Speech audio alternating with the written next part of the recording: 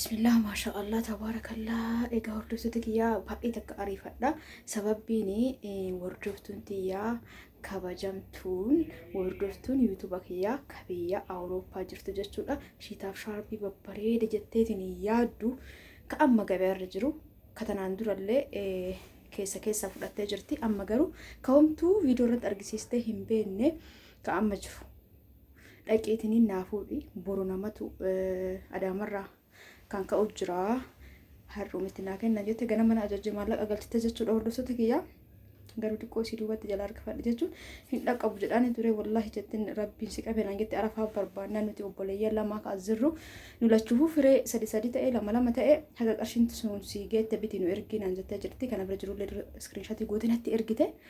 እናንተ ግን ሁሉ ነጃለተን ያዳ ማሻአላ ተባረከላ ወላሂ ረቢን ኢስና ጃለቱ ረቢ ኢስና ከበጁ ሀምቱን ኢስኒ አርግኒ ወላሂ ኬሪን ኢስኒ እንዳወርቢኒ ረቢ ያዳ ሙራደ ከሰን ኢስኒ ሃጉቱ ርስቂ ወጣው ሙሪ ኤርቱ ወጅን ኤጋ ዴሜጀቹዳ ወላሂ ዋና ጃኢባ ሞሺቲ በበሬደ ኢሳቱ ቀርሺ ኩመ ሰዲፍ ኢብሻን ቆፋን ሆዳ ወድሲፈሜ ጀቹዳ ፊዴፊ ዱፌ akkasumallee meeshaa baay'ee paagodhu jedha ka biyya keessallee bakka garagaraa ergu na waliin tura salaamtallee isin gaafannedha. Uffata akkana kaameraas garagalchee odoo akkana qabee isinitti agarsiise lafti kun bakka hin qabu isiniin ja'a hordoftii galbadhee isinitti agarsiise. Bunumallee dhuguu hin dandeenye akkana garagalchee isinitti agarsiisa. Waan hedduutu akka isin ajaa'ibu wallaahi laazim uffata kanneen keessa kunniin asallaa boqojii saguree meeshaan kun hunduu abbaa qaba. Asitti kunoo kaasitti mootu gana sirreessuu dachafameetu mutaa'e garuu bakkuma dhabeen isin jedha asitti immoo ka abbaa biraati kan uffaayinan jedhan kun hundi abbaa qaba jechuudha. Diizaayinii kanallee kanuma biraati asitti kan jiru kunoo asillee kabirallee ni jira ka amma fidee dhufe ala jira ooluun seensisne ol seenaa jedhu bakki akkanatti jira ganama akkanatti biraa bahee anaas sirreessaa jiru natti dawwaltee ammuuna dhaqqabsiisi rabbi keetti sodaadhu naan jette borutti akkatti naa kennitutti naan jette akkanumatti dhiisee biraa deeme jechuun bakka namni na kadhate diduun diqqoonatti ulfaata. Kun ishiitaaf shaarbii dura bira jiru. Kunoo maashaallah tabarakallah gartanii kunniin hundi kan namaa ergamu edoo barbaadanis illee sirreef suuraa kaafadha. Ka amma fidee dhufellee isinitti agarsiisa. Warri ammatti maallaqa ergachuu heddan jechuudha. Nuukaa'e warri jettan immoo wallaahi hun as gubbaa isinitti agarsiisa qoe. Nuukaa'e naan jedhanii lalaala.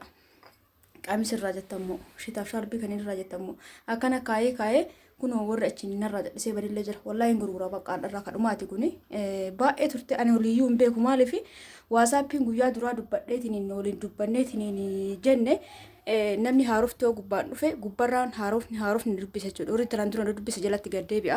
Ani immoo olii isin hin beeku warri jal'istan kunoo ka kana fa'a kaayinaan jette firee sadii diimaa kana bunni kanaa fi ka akka goommanee kana yoo hadha viidiyoo kan argitee dhuftee fudhatte yookaan karaa waasaappiitti na dubbiste yookaan na koomatiin isin jaa abbaa isaa waliin beeku piliis kaayinaan jettaniitiin achumaan hin badinaan isin jaa akkuma gabaa dhufeen laala bunumallee dhunne jechuudha. Bunu gurraacha dhuguu barbaadee ture garuu naaqichi jedheenitiin siisterii naaqichi jedhee naaqiche kunoo akkanatti maashaallah akka jiru buna gurraacha duraan hin fedhu amma garuu sinii takka dhuguu eegaleetiin jira maashaallah jedha amma dhaabatumatti dhugee eegasii uffata sinitti agarsiisa.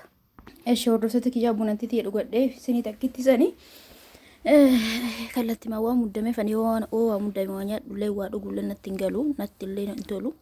Kanaaf jalaa kaasee ka amma kana ol fida isin immoo barbaadan iskiriinshaatii asirraa godhatu dandeettanii maashaallah tabaarakallaa maashaallah jedha. Hundi keessan walitti na jalaa makama suuta addaan baasu na wayyaa amma kanamatti kuniin illee akkanumatti akkuma jiru kanatti haa taa'u. Fakkeenyaaf piinkii kanaafi kuni halluu isaati malee diizaayinii isaa tokkuma kan jiru kun jechuudha. Kunoo wanni isaa kun jijjiirama dhufanii beektanii kun hunduu uffanni isaa gatiin isaa tokkuma garuu diizaayinii kunillee kabira kunillee kabira kunis kabira kaasira kunillee kabira kunniin illee kabiraati jechuudha. Jijjiira fidanii kan akkasitti hubadha namoonni barbaadan koottaatiin fudhadhan isin ijaa suuraa sirraa kaafatu dandeettanii. Diriyaa kun baay'ee takka rakasa yeroo ammaa keessa kana bira jiru keessa isa kanneen jechuudha. Rakkusni kunillee diizaayinii biraatiin amma dhufeetiin jira. Diizaayinii amma fide sana illee isinitti agarsiisa. Noormaalii amma dhufne garuu amma fide namni ajaje alaayyuun fuune jechuudha. Alaayyuun fuune ala jira isinitti agarsiisa barbaadan. Egaa kun hordoftoota kiyya feestaaliin badee kumtaalatti fidee dhufe kumtaalatti hiikee isinitti agarsiisa. Waa hiikuu obsaan qabu waan namaa baay'ee jettu hidhee zeewaa jeen dhufu mee hiikee isin agarsiisaa qo'adha. kunoo hiikee deebi'ee jira. Garuu keessa kanatti isinitti mul'atu waan as keessa jiru kana baasee viidiyoo waraabaa isinitti agarsiisa. Uffata salaataa firee 10 as keessa jira. Birrii itti kafalame jechuudha. Hundi garaagaraatiin diizaayinii fi bifa garaagaraatiin firee 10 ayina garaagaraatiin raman jette firee 10 kuwwan shiitiif shaarbii qarshii 3500 sanii wadhaa isaa wajjin shiitillee wadhamee uffatamuu qofa jechuudha. Kana ol seensisee ol argee kana lafarra naawwan tokkos ni eegasi bakki yoo argame gannatee isinitti agarsiisa. Eegasi immoo viidiyoo inni wallahi laazim aslaalaa ka ummata qashti ka Ameerikaa deemu dukanni obbo gubbaa isinitti haayilaayitii isaa isinitti agarsiisa.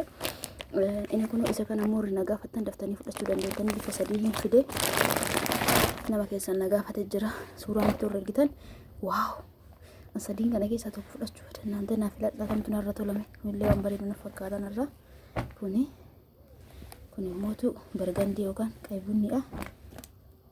Kun immoo piinkiidha.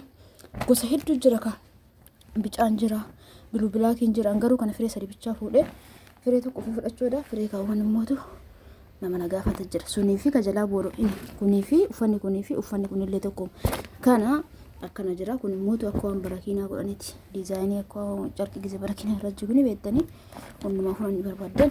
Gatiin isaa rakkasaa kana jechuudha. Shiitiif shaarbii fidu keessaa kun qarshii 1800 qofa namoonni ammatti barbaadan wadhameeti. Yoo wadhameen garuu qarshii 1700 ammoo shiitaaf shaarbii mucattii immoo ka gara Ameerikaa ergeedu tokko jedha. Waaw maashaallah akkam bareedu laameedha. Paagoo inni jette achumaa paakiin fide akkanatti garii diigee viidiyoon isinitti agarsiisa jedhu sadi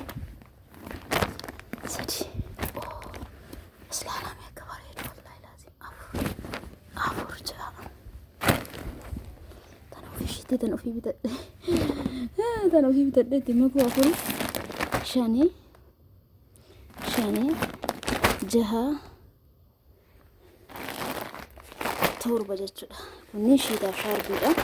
Maashaallah tabaarakallaa. Kun uffata salaataa tokko lama sadi afur shan inde maaliif shan ta'e shanii ahaa dura mana jira kabira fireen shanii dura mana jira.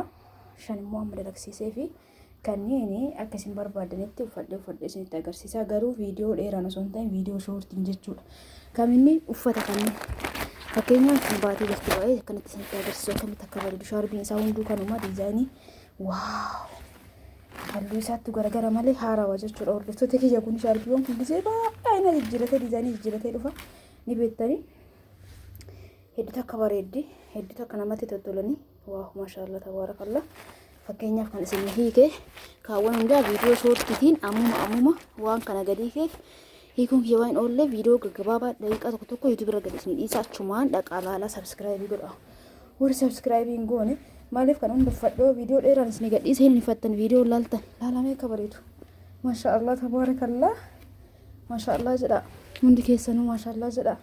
Waaw agartanii qarshii 3500 qofa jechuudha. Akka walirratti gatii madaalawaan qarshii 10,000 nama sadii bituu ni dandeetta. Maatii keessan horii gammachiisu barbaadan birrii rakkasaatiin kunoo waan akkana babbareedu kana maashaallah jecha ijatu qofa jechuudha. Hordoftoota kiyya isiin amma kana naa godhi naan hin jenne ka bareedu ka amma gabaa irra jiru jette ka ijatti sibuu baqqaan hin jaaladha jette waaw laalame akkamitti akka toltolu agartanii diizaayinii garaagaraatiin naan jette. Kana kada addarraa callee qabu sanii yoo uffatan hedduu miidhaga lala qarshii 3500 qofa kana walirratti jechuudha. Kaafe immoo ofirra qabaa isinitti agarsiisa. Namoonni uffata salaataa illee barbaadan karaa keessaatiin koottaa shiitaaf shaarbiiwwan kanneen illee warri barbaadan horri kaayinaan jettan illee karaa waasaappiitiin as dhiyaadhaan isin jaa hedduu isin jaaladha hedduu isin kabaja. Uffata salaataa horri watan akkamitti akka jaaladha namni ansila meequma jaaladha dhiisa. Viidiyoo kana jechuudha. Shiitaaf shaarbii kana tokko isaa tokkoffaa yuutuubii kiyya jala seentanii viidiyoo daqiiqaa takkaatiin hundaa uffadhee gad isin dhiisa walitti aansee jechuudha. Lammaffaa tiiktookii kiyya irratti illee argachuu dandeettanii. Tiiktookii kiyya liinkii isaa azal isinii kaaya. Namoonni uffata maatii keessan sarpiraayiz gochuu barbaadan ammuma yeroo karaa WhatsAppiitiin dhuftanii dubbistan booda biizii ta'a jechuudha. Ayyaana jala geettanii dubbisana hedduu isin jaalladha, hedduu isin kabaja. Hundi keessanuu laayik sheer gochuun akka hin dagatamne hedduu dadhabeera ofitti garagalchee isinitti agarsiisee amma fuuree jira warra fitoota kiyya. Maaliif baay'ee takka dadhabeera wallaalaatii. Laalaa akkatti fuure isinitti mul'atu. Mulu fuulli kiyya akka waan jayii wayiitti na baqee jechuudha. Innaa maal isin jechuu barbaade akkana biizii namuun godhunaa kan wallaahi laaziin maaliif amma lafa jala natti madhaa. Amma siisteriin tuni hordoftuun ta'e tuni ganaa manatti dawwalti. Yoo ashiitii kana gannaqee ka gara saguree gara boqojjii ergu jiraa ture. Isa dachaasaa osoo jiru ammoo tanaa deemu jettee birriin irra galchite ammoo naa deemu hodhisiisi anumaa jedhi. Anumaa jedhi yoo hojillee harka qabaatte anatu bakka hojii san kunillee hojiidha waan ta'eef anumaa jedhitiin naa deemi. Hodhisiisi buruutti naa kennaan jettee hedduu muddamee ganama deemee hodhisiisee bitee maraxee achitti olitti shiitiif shaarbii kanatti tole keessaa fidee fi filaa qanumaayyoon fayyadamne jechuudha. Amma gareenya boonisiin takka dhuge buna gurraacha. Innaa biiziniin godhunaa piliis lafa jalatti yaada amma fakkeenya guyyaa 2-3 akkasina kenna horii amma ayyaanaaf na muddaa jirtan. Viidiyoo kana akkuma argitan immoo lakkoofsi kiyya kun asirraa fudhaa karaa WhatsAppiitiin koottaa booda ayyaana jala guyyaa 3 guyyaa 4 gottanii na cinqinaa jechuudha hordoftoota. Warri shiitaaf shaarbii kaayinan jettanii maallaqa ergiinillee ofuma keessanii beekaa ergaa wallahi yookaan immoo kaayinaman hin jedhina. Ani naa kaayi wallahi jedhanii wanti dubbatan natti ulfaata jechuudha tole jechuudha buuni. Yoommoo isinii kaayee jedhe qilleensa narra qabdanii jechuudha. Warri shiitiif shaarbii kaayi maallaqa galchina nan jettan piliis viidiyoo kana dhageeffadhaatiin maallaqa galchaa.